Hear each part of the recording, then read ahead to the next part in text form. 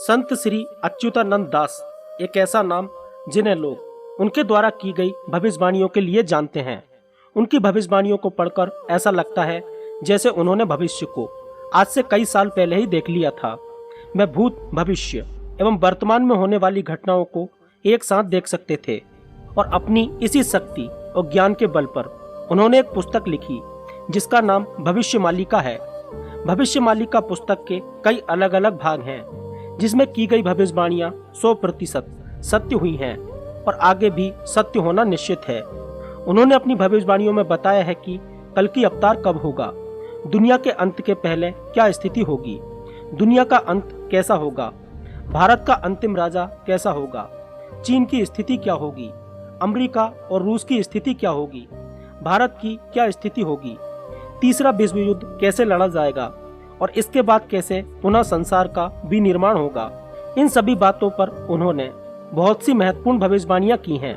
लेकिन विडंबना देखिए कि हम लोग नास्ट्रेदामस, बाबा वेंगा आदि विदेशी लोगों की भविष्यवाणियों को सुनते हैं, लेकिन अपने ही देश के महान संतों की भविष्यवाणियों के बारे में हमें कुछ नहीं पता।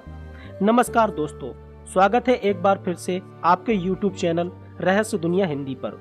आज के इस वीडियो में हम महान संत अच्युतानंद महाराज द्वारा लिखित पुस्तक भविष्यमालिका की भविष्यवाणियों की चर्चा करेंगे। ये वीडियो बहुत ही स्टडी करने के बाद बनाया गया है, क्योंकि दोस्तों इस पुस्तक की कोई भी कॉपी हिंदी या अंग्रेजी में उपलब्ध नहीं है, उड़िया भाषा में है, जिसे हम हिंदी में ट्रांसलेट करके आपके सामने प्रस्तुत कर रहे हैं। इसलिए वीडियो को एंड तक जरूर देखना और चैनल पर न्यू आए हैं तो प्लीज चैनल को सब्सक्राइब करके साथ में घंटी वाला बेल आइकन भी दबा दें, ताकि ऐसे ही न्यू वीडियो का नोटिफिकेशन आपको सबसे पहले मिल सके। तो चलिए दोस्तों वीडियो को स्टार्ट करते हैं। आज से लगभग 600 वर्ष पूर्व 15वीं और 16वीं शताब्दी के बीच में उड़ीसा में वैष्णव समुदाय के एक बहुत ही महान संत अच्युतानंद महाराज जी हुए थे और उसी समय उनके समकालीन 5 और भी संत थे। इन सबको मिलाकर पंचसखा कहा जाता था। भविष्यवाणियां करके उन्होंने एक बुक लिखी जिसे अच्युतानंद मालिका के नाम से जाना जाता है, जिसमें उन्होंने सनसनीखेज भविष्यवाणियां की हैं।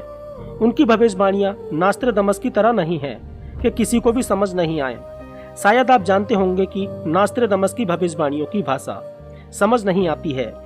नास्ट्रेदामस की भविष्यवाणियां छंदों के रूप में होती हैं, जिन्हें क्वाट्रेन कहा जाता है, लेकिन इनको पढ़कर कुछ भी समझ नहीं आता है।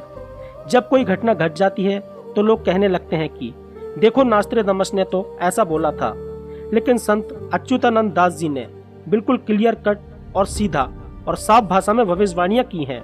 इस पुस्तक में बहुत सी भविष्यवाणियां हैं, लेकिन कुछ महत्वपूर्ण भविष्यवाणियों को ही आज के इस वीडियो में हम जानेंगे। इनकी भविष्यवाणियों को हम 3 श्रेणी में बांटकर देख सकते हैं। पहली श्रेणी में कलयुग के अंत की शुरुआत कैसे होगी, उसके लक्षण क्या क्या होंगे। दूसरी श्रेणी में जब संसार का अंत शुरू होगा तो क्या क्या होगा, कल की अवतार कहाँ पैदा होंगे, किस तरीके से विश्व का अंत होगा। और तीसरी प्रकार की उनकी भविष्यवाणियां राजनीति से संबंधित हैं, जिसमें उन्होंने भारत, अमेरिका, रूस, चीन आदि देशों के बारे में बताया है और साथ ही साथ उड़ीसा के बारे में भी बहुत कुछ उन्होंने अपनी भविष्यवाणियों में लिखा हुआ है। और उन्होंने बताया है कि भारत का अंतिम राजा कौन होगा और कैसा होगा। सबसे पहले बात करते हैं पहली श्रेणी की।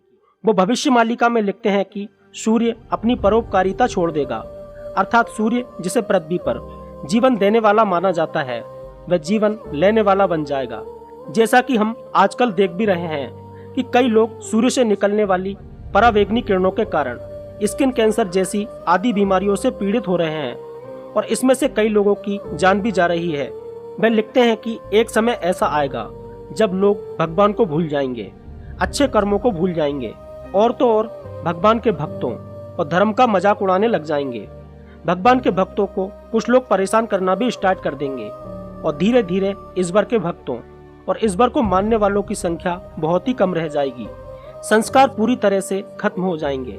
साथ ही बड़ों और शिक्षकों का कोई भी आदर नहीं करेगा। अज्ञानी एवं धूर्त लोग अपनी भाषा कौशल, धूर्तता, मार्केटिंग एवं प्रोपेगेंडा करके धार्मिक गुरु बन जाएंगे और आम लोगों को बरगलाने का काम करेंगे, उनको पथ भ्रष्ट करने का काम करेंगे। महिला और पुरुष दोनों ही बिना किसी शर्म के व्यभिचार और अश्लीलता में लिप्त हो जाएंगे। पुरुष का प्रेम संबंध पुरुषों के साथ एवं महिलाओं का प्रेम संबंध महिलाओं के साथ बनने लगेगा और इस प्रकार के अप्राकृतिक प्रेम संबंधों को हमारा यह समाज मान्यता भी दे देगा। और सोचने वाली बात यह है कि जिस समय यह भविष्यवाणियां की गई थी उस समय भारत में भक्ति काल का दौर चल रहा था और कोई भी इस प्रकार की बातें सोच भी नहीं सकता था। लेकिन आज के दौर में ये बातें बिल्कुल सच होती दिख रही हैं। बहुत कम उम्र में ही बच्चे अश्लीलता को अपनाने लगेंगे और मैथुन क्रिया के प्रति आसक्ति बच्चों में बहुत छोटी उम्र से ही होने लग जाएगी। उन्होंने अपनी भविष्यवाणियों में बताया है कि बहुत कम उम्र में ही बिना शादी के बच्चे भी पैदा होने लगेंगे। इसको आज के जमाने में लिव इन रिलेशनशिप के रूप में सच होता हुआ देख सकते हैं। हवाएं लोगों को बहुत ज्यादा परेशान करेंगी। शायद वे आंधी तूफान की बात कर रहे थे। विचित्र प्रकार की बीमारियां एक के बाद एक इस दुनिया में आना शुरू हो जाएंगी और ये बीमारियां ऐसी होंगी जिन पर दवा काम करेगी और न दुआ काम करेगी। इसलिए ऐसी बीमारियों की वजह से लाखों करोड़ों लोग काल के गाल में समा जाएंगे। गांवों में, कस्बों में एवं शहरों में जंगली जानवर, सांप, बिच्छुओं का हमला होगा और आप न्यूज में देख भी सकते हैं कि कई जानवरों और सांपों के शहर में घुसने की खबर आती रहती है। जगन्नाथपुरी को जोड़ने वाले एक राष्ट्रीय राजमार्ग का निर्माण होगा, जबकि दोस्तों आज से 600 साल पहले नेशनल हाईवे का कोई कॉन्सेप्ट नहीं था। उड़ीसा का अंतिम राजा एक बालक वृद्ध होगा, अर्थात ऐसा व्यक्ति जिसकी उम्र तो ज्यादा होगी लेकिन बालक बुद्धि होगा। पुरी के अंतिम राजा गजपति महाराज होंगे और अभी भी पुरी के राजा गजपति महाराज ही हैं। जगन्नाथपुरी मंदिर के ऊपर से पत्थर नीचे की ओर गिरने लगेंगे। मंदिर का ध्वज कई बार नीचे गिरेगा और मंदिर के अंदर खून दिखेगा। मंदिर में त्रिदेव अर्थात जहां मंदिर में 3 देवता स्थापित हैं, उसके ऊपर जो वस्त्र लगा है उसमें आग लग जाएगी। मंदिर के प्रशासन में कई प्रकार की कमियां सामने आएंगी और इस प्रकार की घटनाएं कई बार जगन्नाथपुरी मंदिर में हो चुकी हैं। पत्थर नहीं गिरा लेकिन ध्वज कई बार गिर चुका है और भी कई कमियां निकली हैं। जब प्रलय आएगा तो जल स्तर इतना बढ़ जाएगा कि जगन्नाथपुरी की 22वीं सीढ़ी तक पानी भर जाएगा और जगन्नाथपुरी से भगवान को एक स्थान से दूसरे स्थान पर स्थापित किया जाएगा। अंत के पहले महंगाई अपने चरम पर होगी। खाने पीने की वस्तुएं दुर्लभ हो जाएंगी। खाने पीने की वस्तुओं के लिए लोग सड़कों पर दंगा करेंगे। रोज नई नई बीमारियां आएंगी और प्राकृतिक आपदाओं का अंबार लग जाएगा। सरकार जनता पर नए प्रकार के टैक्स लगाएगी, जिसके कारण जनता में आक्रोश पनपेगा। इन परिस्थितियों से लोग सड़कों पर उतरने को मजबूर होंगे। अफरा तफरी, लूटपाट, अव्यवस्था और पूरे समाज में अराजकता फैल जाएगी। उन्होंने कल्कि अवतार के बारे में बहुत ही स्पष्ट शब्दों में लिखा है कि कल्कि अवतार कहाँ पैदा होंगे, उनका नाम क्या होगा, वो किस प्रकार अपने भक्तों के साथ जुड़ेंगे, किस तरीके से एक बड़ा युद्ध होगा, उनके माता पिता का नाम क्या होगा। बहुत सारे चिरंजीवी जैसे हनुमान जी, कृपाचार्य, अश्वत्थामा आदि इस युद्ध में हिस्सा लेंगे। कैसे हर गांव, कस्बे और शहर में बहुत कम लोग बचेंगे। इस दुनिया में जब तबाही आएगी तो क्या क्या होगा, क्या हालात होंगे। अमेरिका, चाइना, रसिया, इंडिया की स्थिति क्या रहेगी। भारत का अंतिम राजा कौन होगा और कैसा होगा। क्राइम, झूठ, फरेब ये सभी चीजें आजीविका के साधन बन जाएंगे और जो लोग ज्यादा बेईमान हैं वही सेठ कहलाएंगे। जब प्रलय आएगा तो आसमान में एक नहीं 2 सूर्य दिखेंगे। रात की धुंध में भी युद्ध की धुंध बजेगी। फिर 7 दिनों तक सूर्य नहीं निकलेगा। पृथ्वी बहुत भयंकर तरीके से हिलेगी और उसमें गांव, कस्बा, शहर सभी तबाह हो जाएंगे। विश्व की जनसंख्या बहुत कम रह जाएगी। एक गांव में मुश्किल से 2-4 लोग ही जिंदा रहेंगे। समुद्र आगे की ओर बढ़ जाएगा। एक बहुत बड़ी सुनामी जैसी घटना होगी और समुद्र किनारे बसे दुनिया के कई शहर समुद्र में समा जाएंगे। उड़ीसा के 6 जिले डूब जाएंगे। भगवान जगन्नाथ एवं उनका परिवार दूसरी जगह पर जाकर बस जाएगा। उस स्थान का नाम छातिया बट होगा। 2023 में उड़ीसा में बड़ा जल प्रलय आएगा। राजनीतिक भविष्यवाणियों में उन्होंने कहा है कि भारत पर चीन एवं मुसलमान मिलकर आक्रमण करेंगे, जबकि इस भविष्यवाणी के समय पाकिस्तान नहीं था।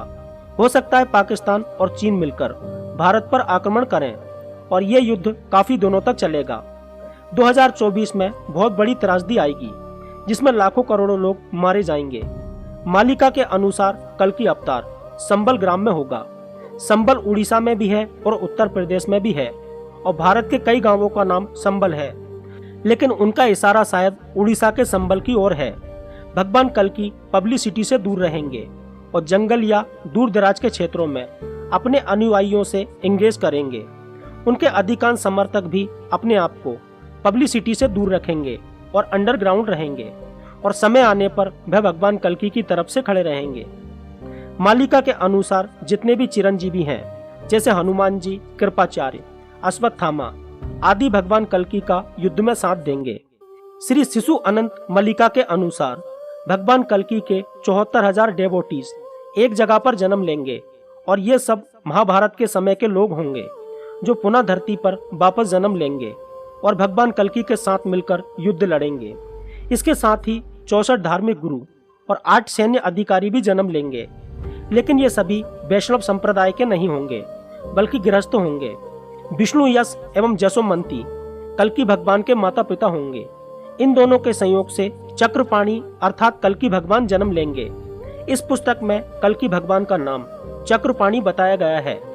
दूसरी पुस्तक अच्युतानंद शून्य संहिता के 4th अध्याय में लिखा है कि कलयुग के अंत में जब मानव मूल्यों का ह्रास हो जाएगा, तब भगवान जगन्नाथ ही कल्कि के रूप में संबल नामक स्थान पर जन्म लेंगे। एक अन्य स्थान पर गया का जिक्र भी आता है, जो कि बिहार में पड़ता है। इसे भगवान विष्णु का स्थान माना जाता है और विष्णु शर्मा उनके पिता का नाम होगा। भगवान कल्कि का नाम चक्रधर होगा। बचपन में उन्हें बहुत सी दिक्कतों का सामना करना पड़ेगा, लेकिन अंत में वह इस अंधकार को चीरकर पृथ्वी पर बचे लोगों को निराकार मंत्र देंगे।